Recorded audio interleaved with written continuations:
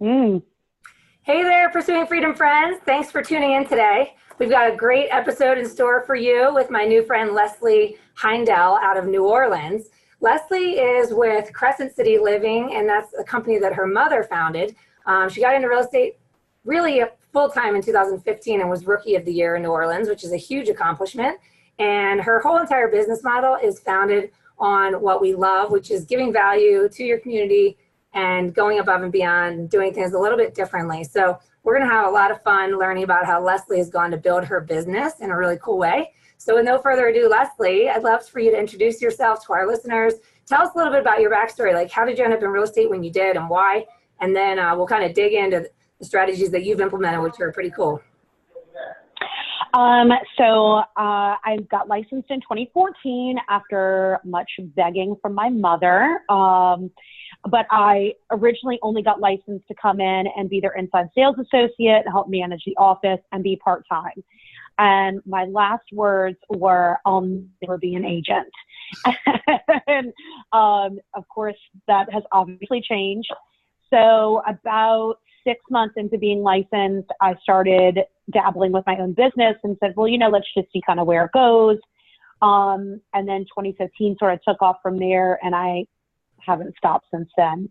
But yeah, so 2015 was my first full year. So you mentioned before we started recording that you came from a background of bartending, and therefore, you know a lot of people. You're born and raised in New Orleans. So I'm guessing that when your business took off, it was primarily by referral. Is that right? Yeah. Oh, it was all referral. I think I've done the percentages before. It's like 85% of my business is sphere of influence, then 10% is referral, and then 5% is sort of lagniappe. And I just realized that word is not universal. Lagniappe means extra in New Orleans. Awesome. So it was, I think every single one of my regular customers from the bar has purchased a house with me now. It's quite amazing. I've just forced them all into home ownership. Well, let's dig into this a little bit, because I talk to a lot of agents when they're first getting licensed and they have a sphere, I mean, we really all do. If you go on Facebook, you've got friends. If you're on, you can make a database out of scratch right when you get licensed.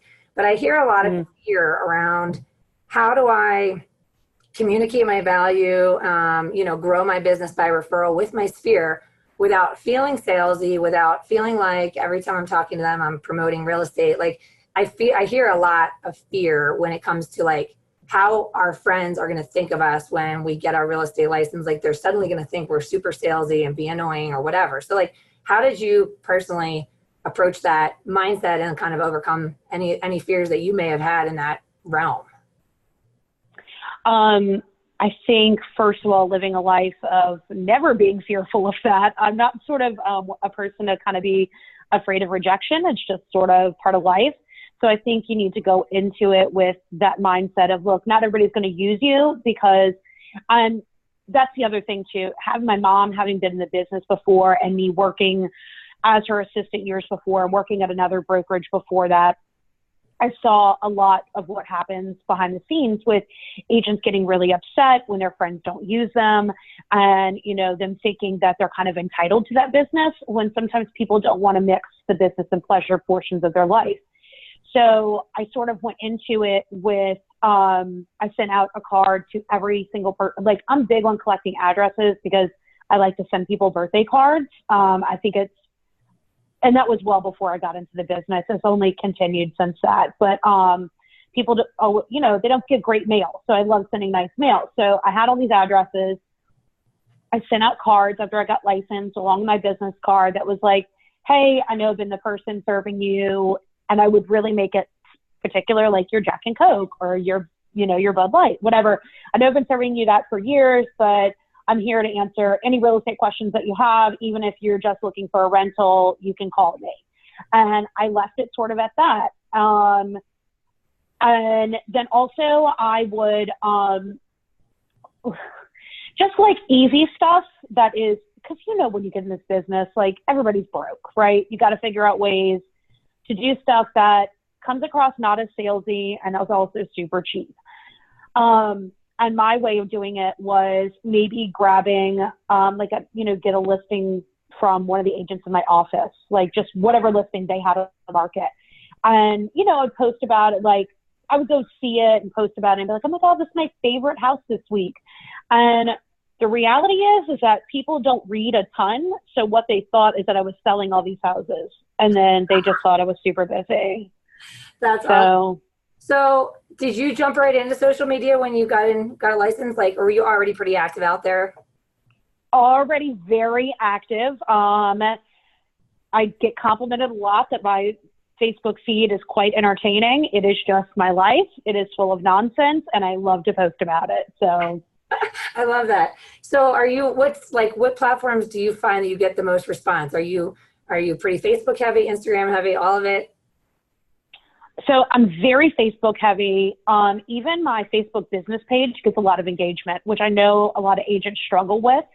And I had some of my friends that would message me when I would post stuff on my business page. I'm like, I don't want to be snarky on there and comment. I'm like, bring it. Let's do it. And since they have felt comfortable doing that, I get engagement from a lot of people. So it's helpful. I'm also on Instagram. I would say I'm pretty active on Instagram. Yeah, I'm terrible at doing stories, though. I know you're supposed to, but like, me too. I don't get it. I forget about it half the time. Me too. Oh, it's driving me crazy. And so people that are good about it, it's like you see you constantly see their name and their face, and you know that it's working because they're in front of you all the time, and yet I still can't find anything worth posting about my stories. I know, like, it's silly. Plus, I'm like, y'all don't like, because I feel like if it's going to go in the story, right, then it's not good enough for the main post. So now in this story, it's what? So like yesterday I posted about like these feral cats that were outside my car before I was going to show a house. So people liked it though. I got messages from it. They're like, oh, that cat's so cute. I'm like, it is super cute. Okay, this is how stories work. But I forget about it half the time. So don't listen to me on that portion. I'm sure any other social media person will tell you, do it all the time. So, oh my God. I don't know. I'm more Facebook. And look, I'm on Twitter strictly for sports information and weather and like local nonsense. So I tell people don't even follow my Twitter because I just stalk other people on there. So awesome. So I didn't mention when I introduced you earlier that you were introduced to me by an amazing guest we've had on the show, Marguerite Martin out of Tacoma, Washington, and she's just like a powerhouse and doing such amazing things. So tell me a little bit about how she's the best. Yeah. So tell me a little bit about how did you get connected with Marguerite, and then how did that inspire you with the way that you've developed your own website from there? Because I think both of you are doing something that any agent could take away from and implement and find it very authentic and really fun, and then like organic business development and growth, which is what we all are hoping for, right? So tell us a little bit about that story. Well, I'm very community focused. Like that's always been my way naturally. So I was scouring the internet. I honestly don't even know at that point what I had Googled, looking for unique agents or unique agent videos. Or I don't even know how this happened. Next thing you know, I'm in a rabbit hole on YouTube and I came across a video of Marguerite, and I immediately said, I've got to know this woman. And I just started like stalking her lightly on social media. She's aware of it, so there's no need to call the police. She knows. And I finally, I had looked her up so many times on Facebook. I knew every mutual friend that her and I had. And I asked one of them for an intro. Actually, I think my mom asked the person for the intro because I was like, this is so creepy. And her and I had an hour-long FaceTime session, and I took 10,000 notes. And she was exactly the type of agent that I was looking to be. And, the amount of business that I had at the time, though, was not at a high level. And I mean, I got to tell you, ever since I've come in contact with her, my life has totally changed. So I ended up meeting her at a conference in Tacoma called Genuine Hustle. Best conference of my life, changed everything. I had already started building my website, and I told her, I said, I love what you're doing, your website. I'm doing something similar, but I'm struggling internally with, do I really have to have listings on it? And she said, I don't have them on mine. Like, no shit. Like, is that real? Like, you can do that? You can get away with that? And she was like, I don't know. I don't have them. People call me. So I didn't put them on there. And I got to say that was a really good decision I made, because it feels like it's a real, it's not so like, look at all these houses. You can click a button and go to another site for houses. And at the end of the day, I'm never going to compete with Realtor and Zillow. So why not just provide them with the information that nobody else is providing them with? So tell me a little bit more about that. So you're saying that you developed a website that has gotten you a lot of traction where there's no link to searching for properties, which would be pretty unique in our industry. So what kind of content are you putting out there, and are you doing it in a blog format? Is it like, are you creating content weekly, or is it just kind of like it's built and now it's housing information that's valuable?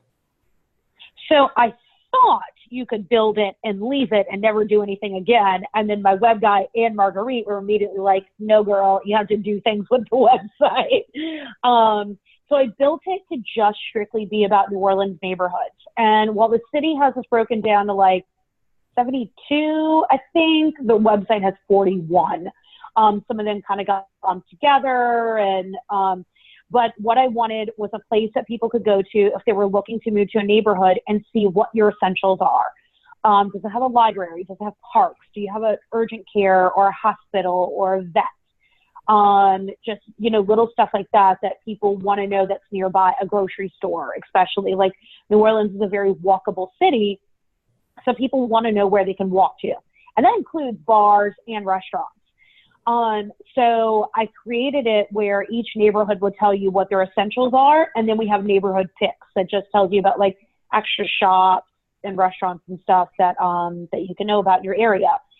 I do have one there what the average price points are, and you can click a button that will jump you to another website to show you everything that's for sale, but you won't actually see anything on my website. And then from there is when I started blogging about just community stuff. Like I went through a series of each week so it was like 41 weeks or whatever. I posted about a different neighborhood and like highlighted different small businesses. So I got to meet with all those small business owners and talk to them about, what they're doing. And everything on my site has to be local. I don't do any chain stores.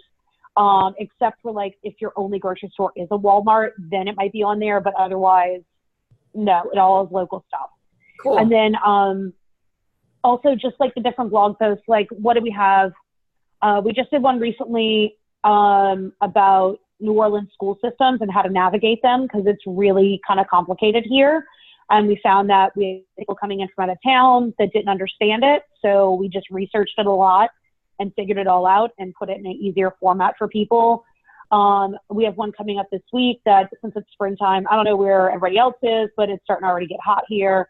We're doing one about different plant nurseries around the city, just to, by different neighborhoods and stuff.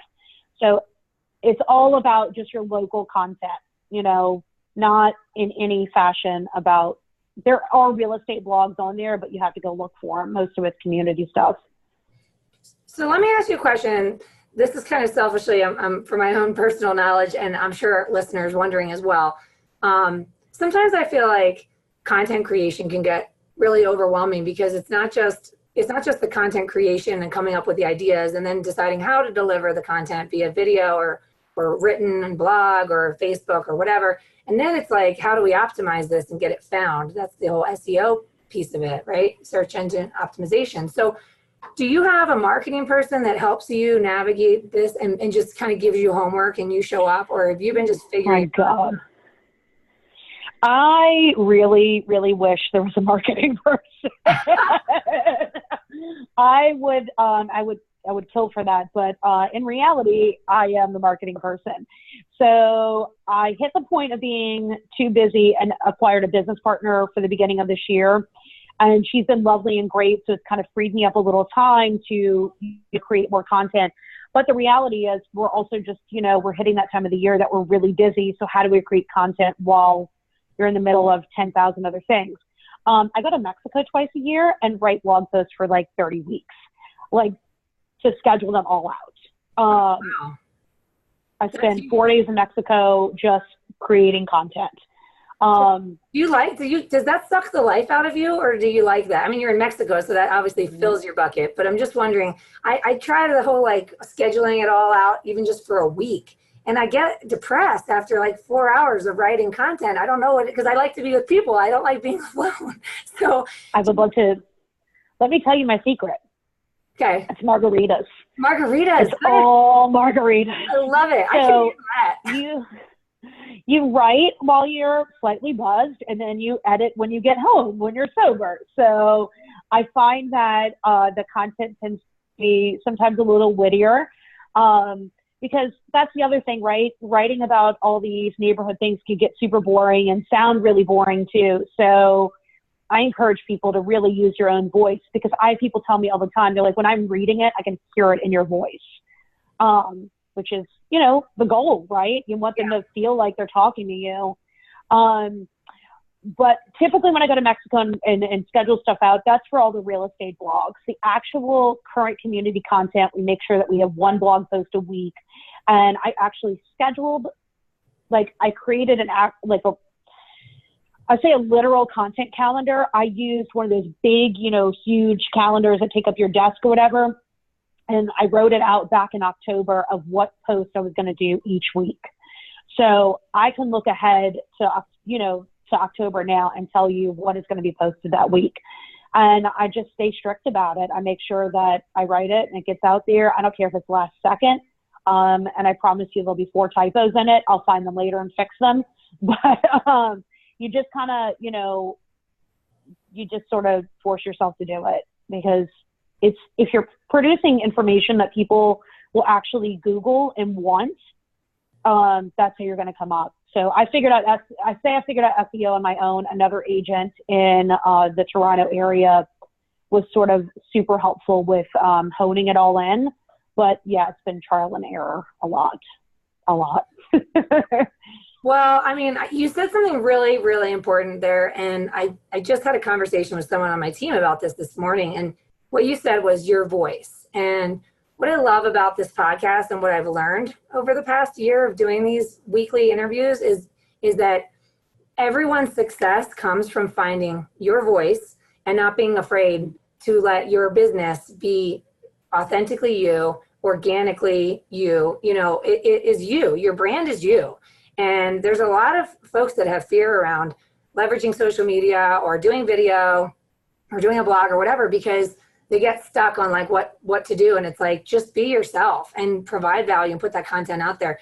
I think what you're doing it's funny, because I feel people say in our business all the time, it's simple, but it's not easy, right? Like, your strategy is so simple and it's so replicable in any town, in any city. You could do this. You can go and interview local businesses, and you can promote them on your website, and you can be providing content and value and information and everything, and never have to say, do you know someone who needs to buy or sell real estate? Like, they know you're a real estate agent, but you're a real estate agent that does it differently and gives value.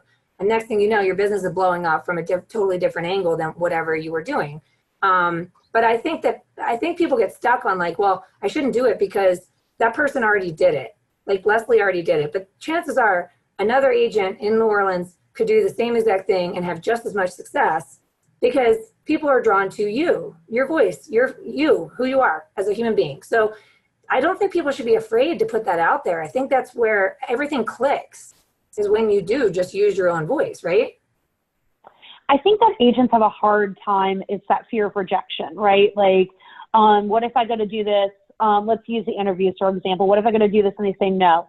Well, they said no. I mean, who cares? On to the next one, right? Like, and the same thing with, oh, but that agent's done it. If, even if you're in your own market, by the way, there's nobody else in my market that has anything else like what I've built. And first of all, agents say they'll do something and they talk about it forever and then they never do it. But, you just kind of have to grab it and do it. And then even if there is somebody in your area who's doing it, it's not going to be the same as you. Your voice is going to sound different. And it all comes down to who people are naturally attracted to.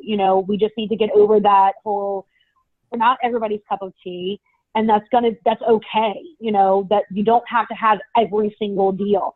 And imagine if you did, your life would be pretty miserable. I mean, let's get real. because at some point you want to go on vacation, you want to like sleep, you want to go to dinner and not be harassed for a little bit. You know, I think it's that kind of identifying who your ideal client is, which Marguerite Martin is the one who like stressed to me very early in my career. Identifying who your ideal client is and work towards how do you attract them, you know?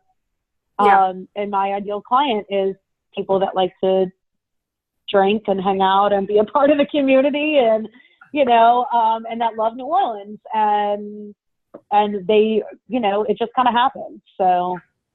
I love that. Well, let me ask you something. You mentioned an event called Genuine Hustle, and I know that you also know my friend Stacy Staub, who's been on the show as well.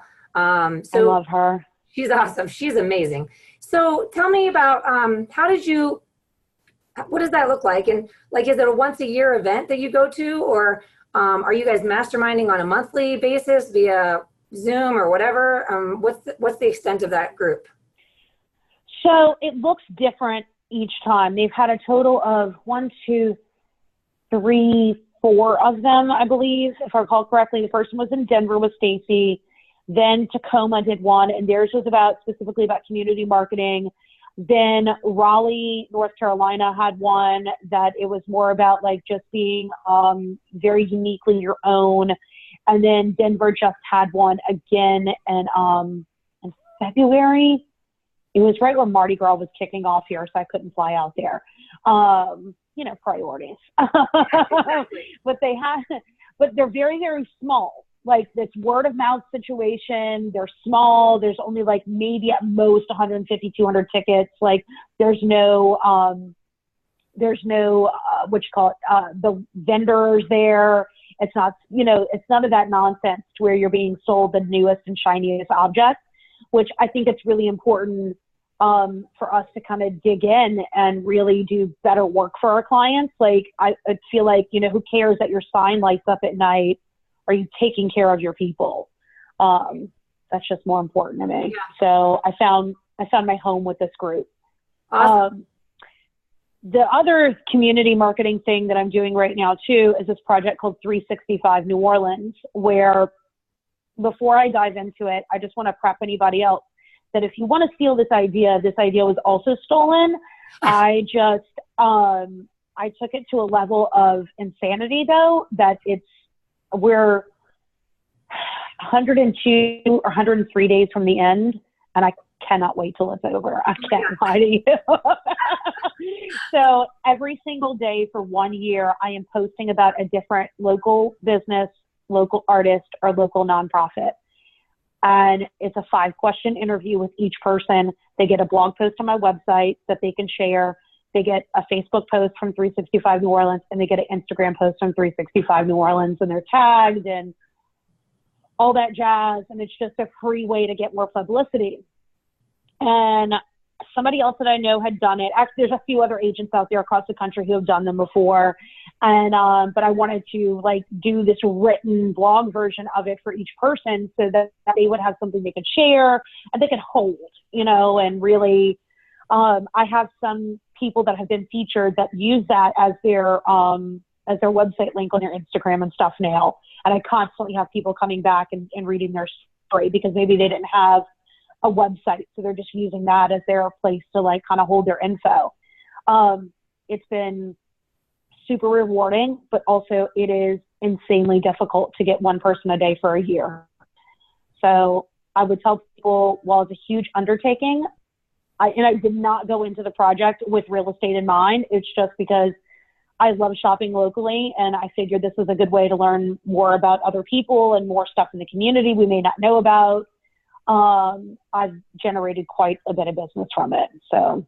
Wow. So you mentioned that you've got a business partner now. So what did it look like for you to max out? I mean, what is the max and where you were like, all right, and now I'm going to lose my shit. So, I mean, let's be real.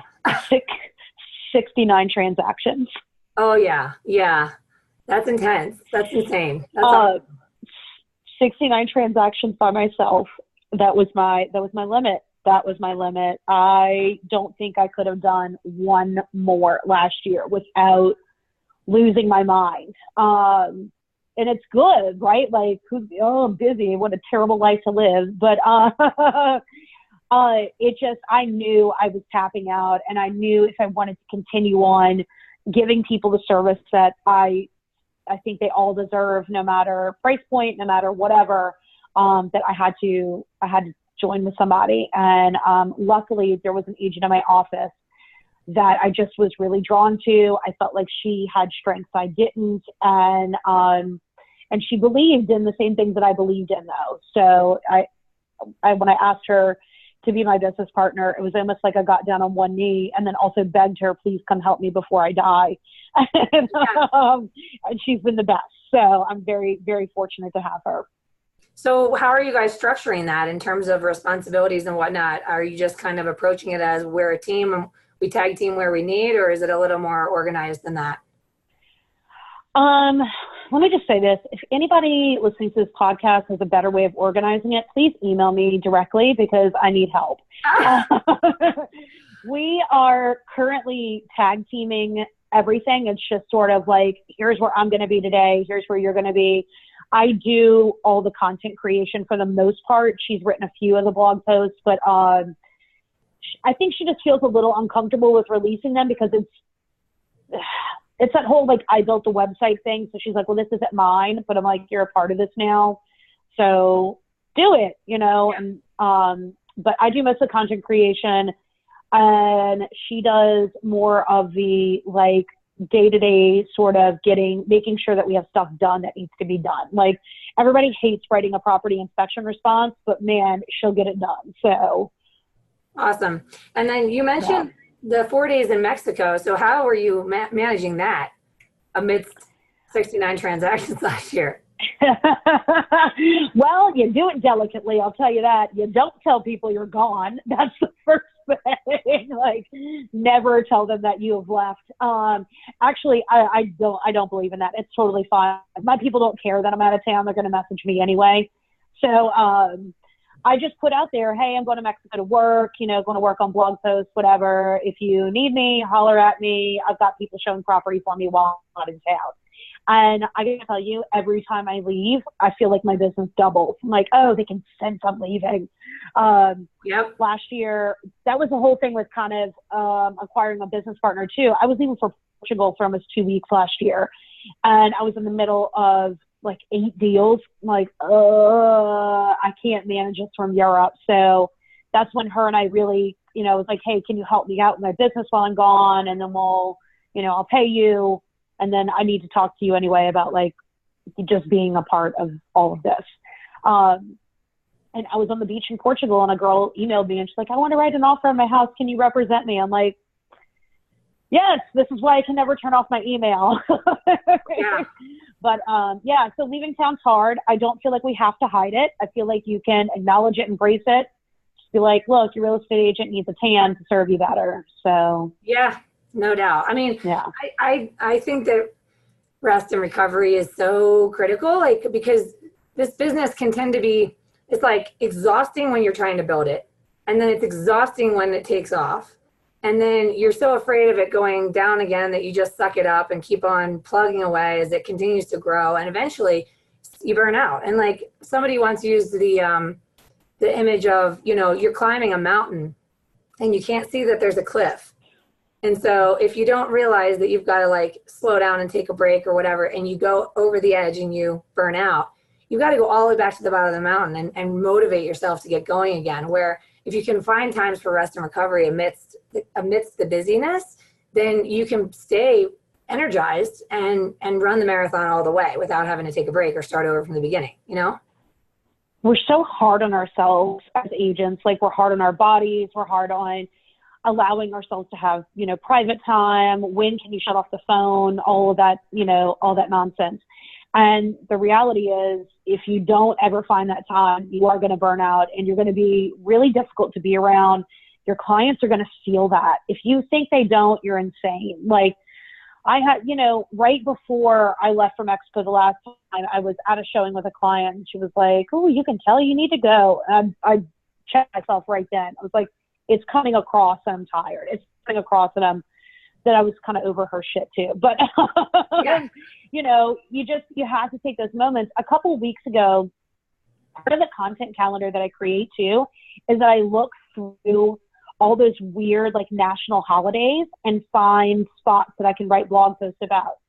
So, it's like National Burrito Day. I have a blog post it's called "I'm Not Pregnant, I Just Had a Burrito," and it's about the best places to get burritos in the city. So when we were looking at the calendar, we saw National Goof Off Day was like towards the end of March or whatever. And her and I had decided well in advance that we were going to take that day off, and we scheduled it off. And we went and just, we went down to the French Quarter, played tourist for the day. And yeah, we answered some emails in between like lunch and wandering around, but like we really did kind of put phones away. And even if it's just one day that you take to yourself, it's, you need to. Yeah. Well, one of the best podcasts and most popular that we've ever recorded was early on with my friend Jennifer Hughes, who lives here in the ski town of Winter Park, Colorado. And the title of it was a quote that she said during the interview, which was, I work like I'm going to live forever, and I play like I could die tomorrow. And so like finding time every day for play or something that feeds your soul, whatever that might be. So, for us, it might be going skiing or a mountain bike ride, but for somebody else, it might be a massage or yoga or getting your nails done or whatever, but like carving out some self-care so that you bring that highest energy, best version of yourself to every encounter that you have.